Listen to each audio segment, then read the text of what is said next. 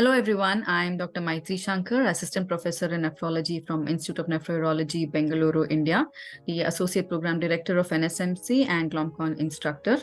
On behalf of the Indian Society of Nephrology social media team, it is indeed my pleasure and an honor to interview Dr. Camille Kotton today. First of all, she's a proud mother and wife. She is a clinical director of the Transplant and Immunocompromised Host Infectious Diseases Program in the Infectious Diseases Division at Massachusetts General Hospital and an associate professor of medicine at Harvard Medical School in Boston. Dr. Kotton received her medical degree from the University of Chicago, the Pritzker School of Medicine in Chicago. She then completed her residency in internal medicine at the University of Pennsylvania Health System in Philadelphia, and her fellowship in infectious diseases at the Massachusetts General Hospital, Brigham and Women's Hospital, Harvard Medical School. Dr. Kotton is board certified in infectious diseases. Dr. Kotton's clinical interests include cytomegalovirus, donor-derived infections, zoonosis, and travel and tropical medicine in the transplant setting. She is a member of the CDC Advisory Committee on Immunization Practices and is involved in national decisions regarding COVID-19 and other vaccines. Dr. Kotton has served as the chair of the Infectious Disease Community of Practice of the American Society of Transplantation. She has also served as the president of the Transplant Infectious Disease section of the Transplantation Society, and highlights of her time as president include the development of 3 versions of the international guidelines on CMV management after solid organ transplant, published in the Transplantation Journal. To add to her accomplishments, she is the first transplant infectious disease specialist to be a counselor of the Transplantation Society. A warm welcome to you, ma'am, to this interview session. Thank you so much. It's a pleasure to be here. And what are some of the greatest challenges you face in diagnosing infections in kidney transplant recipients? Sure. Well, with kidney transplantation, we see both the regular infections, and those are a little easier to diagnose, standard urinary tract infections or pneumonia, sometimes bloodstream infections, cellulitis. And those are reasonable, and there are diagnostics that are pretty widely available for those. The trickier part is with the opportunistic infections, and certainly we see both the capacity to send diagnostics as well as the availability of diagnostics being a lot more limited in the community. And I know that similar to how many people practice in India, I also practice in a big urban center, but with patients who live many hours away. And so sometimes when they become really sick, they go to like a small local hospital, and it's just harder to do some of our advanced diagnostics that are necessary to make a diagnosis in kidney transplant patients. So I think it's sort of availability of our testing, and then availability of the testing, and also the cost of testing is a real issue. Many of our more advanced diagnostics, especially things like some of the modern things that require like deep sequencing or the cell-free DNA analysis, those are really expensive and definitely not readily available. So it's sort of some limitations there. That's true, ma'am. And how do you think these advancements in medical technology has impacted diagnosis and patient outcomes in the recent years? Well, yes. So I mentioned that the tests they're there and that they're expensive, but they are actually amazing in that in my career of over 20 years doing transplant infectious disease, we have the capacity to make a lot more diagnoses than before. Before we'd say, we think this is bacterial, none of the cultures grew, but we're going to treat with an antibiotic that covers bacteria.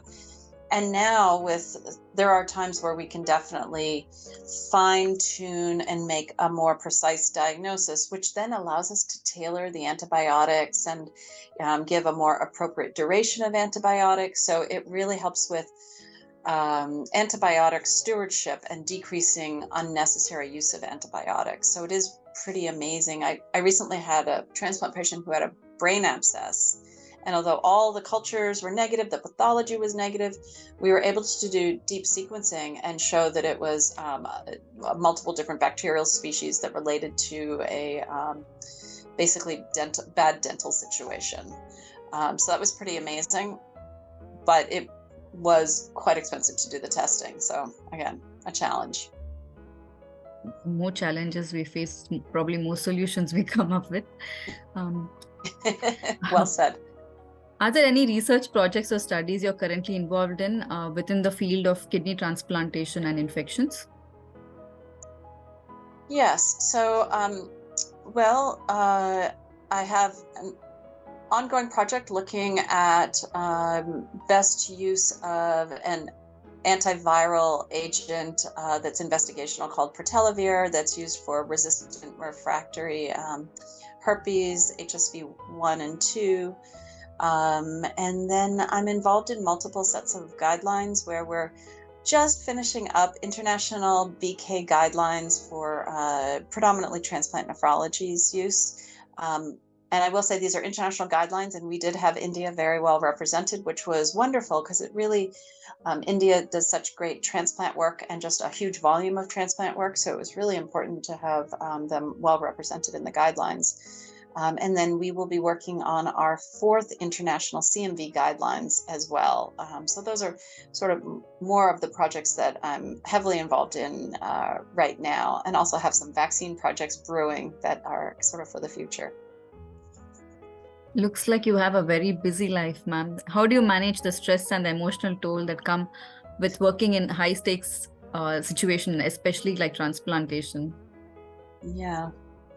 I think we all, over the course of our lifetimes, self-select for things that we really like. And I love transplant medicine. I have the honor and good fortune of being part of a wonderful transplant team here at Massachusetts General Hospital. Every day of the year, we start the morning with transplant rounds, which involves transplant surgery, transplant nephrology, hepatology, nursing, discharge planners, social work, and then many of the trainees, and then the advanced practice providers who are all taking care of the patient together. We're all in the same room. I've learned so much from my colleagues, and then we discuss cases. It's really wonderful because we discuss in detail. We always have a great plan. If we need to have a plan later in the day, we circle back together.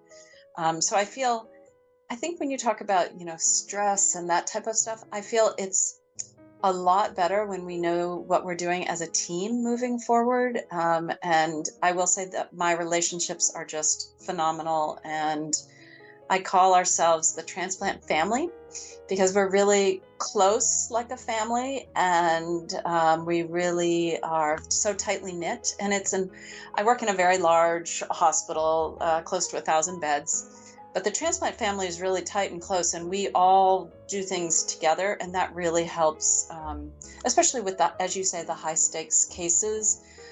Because if we do it as a team, we know that we are moving forward as thoughtfully and carefully as possible. And then that's also important for the patient and their family to see that we are a united team. But that really helps me a lot. Outside of rounds, there can be we talk a lot on the phone and whatnot. And my colleagues are always there for me, and I'm always there for them. So that's where, even though it is high stakes, that's how we get things done. Teamwork is what works, finally. Yes. So we as young nephrologists and nephrologists from developing countries have always looked up to your fabulous, amazing work that you've been doing throughout the years. And what are some of the most important lessons you have learned throughout your career in infectious diseases? And what advice would you give to medical students or young physicians who are considering a career in a field like this? Yes. Well, first of all, I would say, I think transplant medicine is among the most rewarding of fields. Never a dull moment. Like, you will not be bored. It's not always easy, but there's always a challenge. There's always something new and different. We've made so many advances in the field. We've made advances with various therapeutics, immunosuppression, diagnostics, surgical skill. We're really pushing the envelope in so many ways. You know, a decade ago, I never would have thought that we would have readily used donors with hepatitis C and infected the recipient with hepatitis C and then done post-transplant treatment. I never would have thought that a program using HIV positive donors for HIV positive recipients, as we've done with the HOPE Act, and this was pioneered by Dr. Elmi Muller in Cape Town, South Africa. Again, a middle income country doing great transplant work. You know, I never would have thought that these things would have come to fruition necessarily. So it's a great field.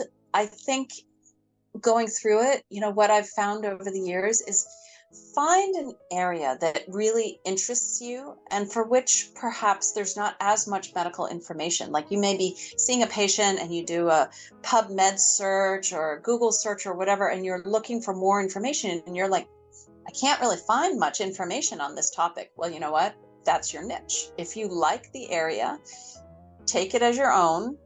Email some people that you see in the field. And now, I mean, the world is small with Zoom and with email and all of that.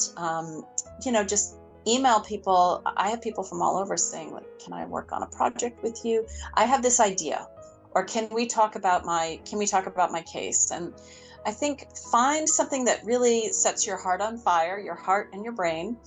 And hopefully it's a field where there's already less involvement, and take off with it. I was doing travel medicine almost 20 years ago, and I realized that there's very little information on travel medicine in the immunocompromised patient. And so I actually started writing reviews, and then next thing I know, the Centers for Disease Control in the US asked me to write for their textbook on travel medicine, because it was sort of, people said, well, the immunocompromised don't travel. But they do. And so I've had the good fortune of kind of growing that and written the American Society of Transplantation guidelines on travel medicine, and then given a lot of grand rounds and whatnot. And I have to say, for transplant doctors, it's actually a great field in that we take care of really complicated patients who are often quite sick, and, you know, their post-transplant complications and whatnot. But for me, what we say, the icing on the cake, like the really good part, is when I see them for travel medicine and they're going to visit friends and relatives, they're going on the trip of a lifetime, and I have them do it safely. And like, touch wood, they don't have many infectious complications because we go through very carefully, you know, how to go about safe travel. So find a niche, make it yours, and passion and hard work. I will say much of my days are filled with clinical medicine, so a lot of my academic work is on nights, early mornings, and weekends. Yeah, so find your passion, and that's what you really need. Thank you so much, Dr. Kotton, for sharing your valuable time and expertise with us. Looking forward to more such collaborations in the future. We invite you all to the ISNCON 2023 happening in the vibrant city of Kolkata from December 14th to 17th, 2023. Thank you so much.